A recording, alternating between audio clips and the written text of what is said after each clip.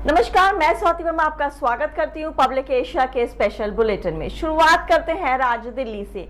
दिल्ली में पेड़ों की कटाई पर आप और बीजेपी आमने सामने। वीरेंद्र सचदेवा ने कहा, केजरीवाल ने ही दी थी अनुमति।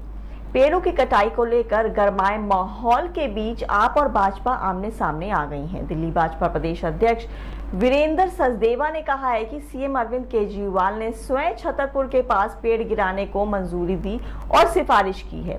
वहीं आपने कहा है कि सुप्रीम कोर्ट 1100 पेड़ों की बात कर रहा है और भाजपा 422 पेड़ों की रिपोर्ट दिखा रही है।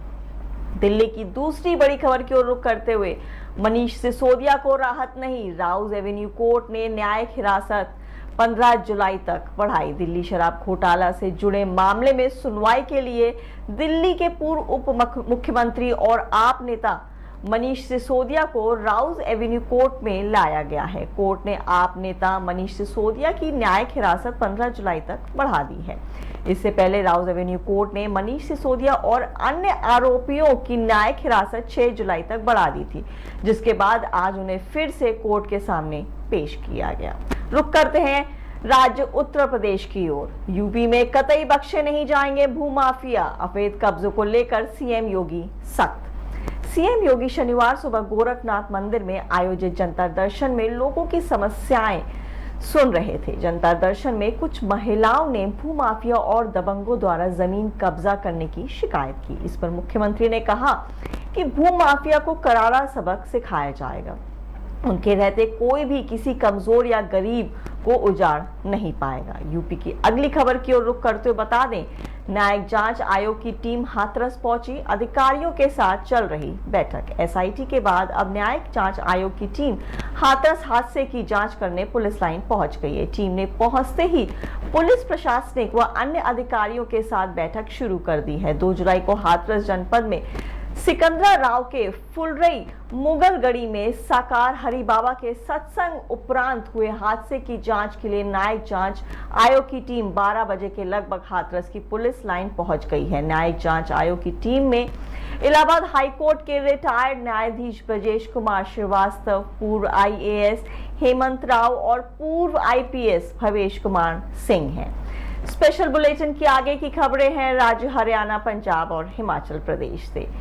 करनाल पहुंचे केंद्रीय मंत्री मनोहर लाल। जनसंवाद के दौरान लोगों की सुनी शिकायतें। हरियाणा में बढ़ते अपराध पर पूछे गए एक सवाल में केंद्रीय ऊर्जा, आवास एवं शहरी विकास मंत्री मनोहर लाल ने चिंता जताते हुए कहा कि अपराध को रोकने में हमारी एजेंसियां लगी हुई हैं। खास तौर पर विदेश से आने वाली कॉल पर जो अपराध हो रहे हैं उन्हें भी विदेशी जांच एजेंसियों से तालमेल करके रोका जाएगा। दूसरी खबर है चरखी दादरी से। जी हां, लाला नाथूराम धर्मशाला के 2 कमरों के ताले टूटे। 50 किलो के पीतल के बब्बर शेर व धातु निर्मित बर्तन चोरी।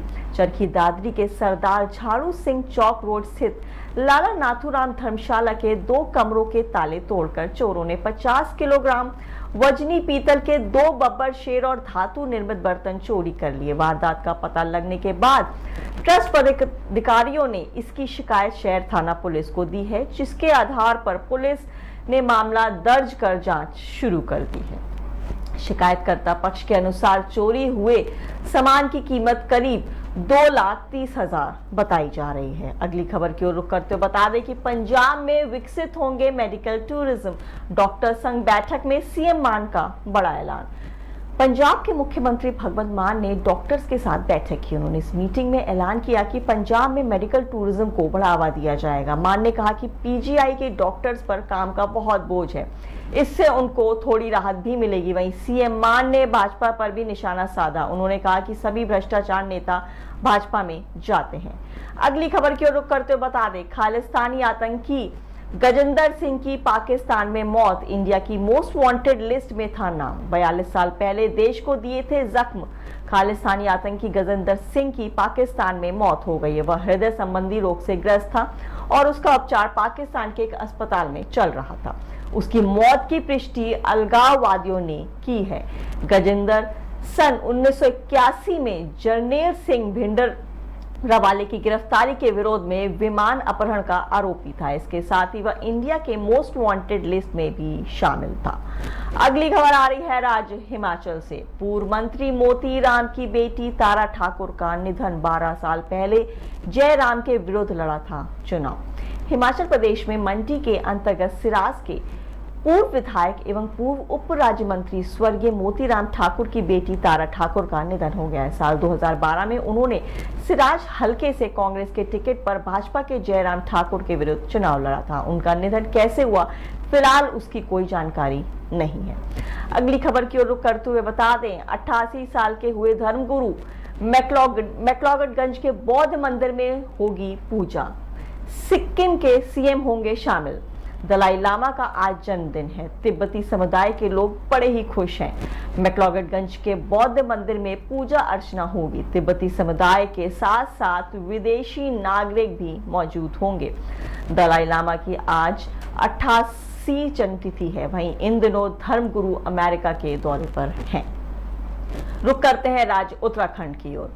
मरीजों को राहत। उत्तराखंड के सरकारी अस्पतालों की ओपीडी शुल्क घटा। उत्तराखंड के सरकारी चिकित्सालयों में अब मरीजों को ओपीडी और आईपीडी पंजीकरण के लिए कम शुल्क देना होगा। प्राथमिक स्वास्थ्य केंद्र की ओपीडी में अभी तक 13 रुपए लिया जा रहा था, जिसे अब 10 रुपए किया गया है। वहीं आईपीडी में अभी तक 17 रुपए लिया जा रहा था, जिसे अब 15 रुपए कर दिया गया है।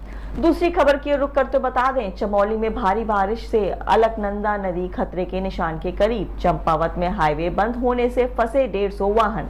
उत्तराखंड में मानसून जमकर बरस रहा है। राज्य भर में रुक रुक कर बारिश का दौर जारी है। आज शनिवार को भी राज्य में भारी बारिश की चेतावनी जारी की गई। मौसम विभाग के अनुसार दून में आज भी कहीं कहीं भारी बारिश हो सकती है, जिससे नदी नालों में उफान और पहाड़ी क्षेत्र में भूस्खलन की आशंका है। बद्रीनाथ हाईवे पर नाले उफान पर है। रुक करते हैं अगले राज्य मध्य प्रदेश की ओर। बीजेपी नेता ने कमलनाथ दिग्विजय के राजनीतिक करियर पर कहा वो हिंदू धर्म पर हमला कर रहे हैं। वीडी शर्मा ने कांग्रेस के 2 दिग्गज नेता कमलनाथ और दिग्विजय सिंह पर निशाना साधा है। खजुराहो लोकसभा सीट के एक विधानसभा क्षेत्र कटनी में वीडी शर्मा पार्टी कार्यकर्ताओं को संबोधित कर रहे थे। वीडी शर्मा ने कहा कि जो कांग्रेस नेता लोकसभा चुनाव में अपने गृह क्षेत्र में नहीं जीत सके, वे एनडीए सरकार को गिराने का सपना देख रहे हैं।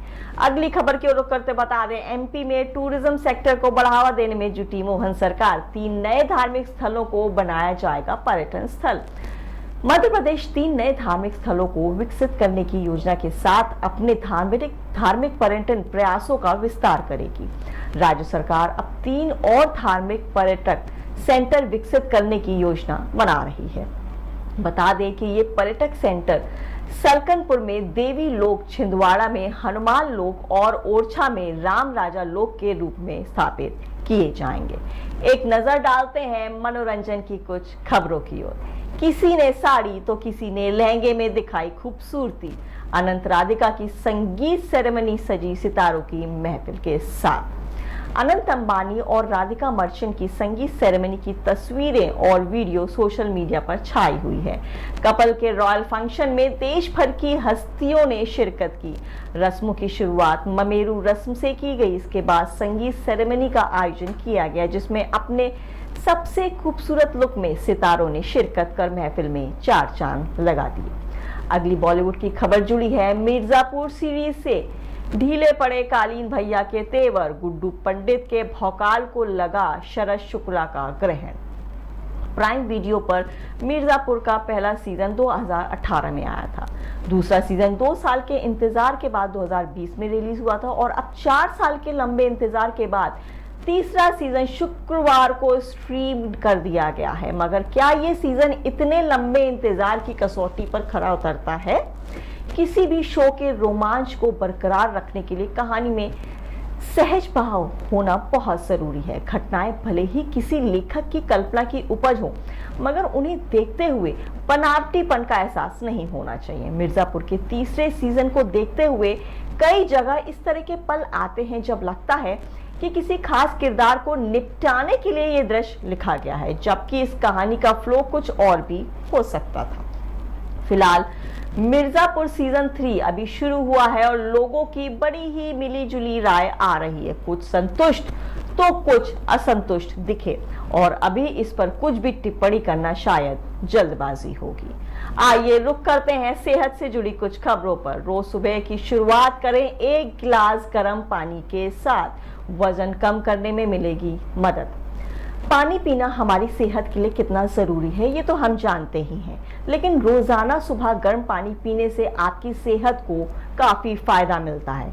इसलिए हमारे बड़े बुजुर्ग भी रोजाना सुबह गर्म पानी के पीने की सलाह देते हैं। सुबह उठकर गर्म पानी पीने से शरीर को कई लाभ मिलते हैं।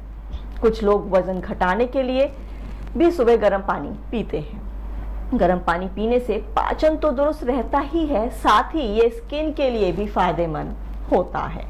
अगली सेहत की खबर की ओर रुख करते हुए बता दें, प्रेगनेंसी में गंभीर समस्या बन सकता है हाइपरटेंशन। हाई ब्लड प्रेशर एक गंभीर समस्या है जिससे इन दिनों कई लोग प्रभावित हैं। इसे हाइपरटेंशन के नाम से भी जाना जाता है। वहीं अगर प्रेगनेंसी के दौरान ये समस्या हो जाए तो इसे जेस्टेनल हाइपरटेंशन कहा जाता है। ये गंभीर रूप ले सकता है अगर समय रहते इसकी पहचान ना की जाए तो ये गंभीर रूप ले सकती है। जेस्टेनल हाइपरटेंशन के कुछ लक्षण हैं जैसे लगातार सिर दर्द, हाथ पैर शरीर में सूजन, अचानक से अनियमित वजन का बढ़ना, आंखों से धुंधला दिखाई देना या डबल विजन यानी एक ही चीज का दो बार दिखना, उल्टी और मितली।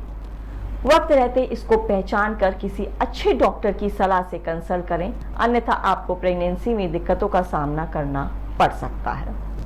आगे की खबरें जुड़ी हैं व्यापार जगत से। पंजाब नेशनल बैंक समेत 5 बैंकों पर गिरी आरबीआई की गाज। पंजाब नेशनल बैंक ने अपने ग्राहक को जानों और ऋण व अग्रिम से जुड़े कुछ निर्देशों को नजरअंदाज किया, जिसके चलते उस पर जुर्माना लगाया गया है। रिजर्व बैंक ने 31 मार्च 2022 तक बैंक की वित्तीय स्थिति की जांच की थी। इसमें कुछ गड़बड़ी मिली। आरबीआई ने पंजाब नेशनल बैंक को नोटिस भी जारी किया था। आपको बताते चलें कि आरबीआई ने पीएनबी से पहले 4 सहकारी बैंकों पर अलग अलग जुर्माना लगाया था। इनमें गुजरात राज्य कर्मचारी सहकारी bank, Rohika central cooperative bank, Madhubani national cooperative bank Mumbai में महाराष्ट्र और बैंक एम्प्लॉयज को कोऑपरेटिव बैंक पश्चिम बंगाल शामिल है। दूसरी खबर की ओर बढ़ते हुए बता दें, डीपीआईआईटी ने स्टार्टअप से एंजल कर हटाने की सिफारिश की। उचित बाजार मूल्य से ऊपर किसी स्टार्टअप के शेयरों की बिक्री से हासिल पूंजी पर लगने वाले कर को एंजल टैक्स कहा जाता है। पहले एंजल कर केवल स्थानीय निवेशकों पर लागू होता था, लेकिन पिछले वित्त वर्ष के बजट ने विदेशी निवेशक को शामिल करने के लिए इसका दायरा बढ़ा दिया है। आयकर विभाग ने पिछले साल सितंबर में नए एंजल टैक्स नियमों को अधिसूचित किया था।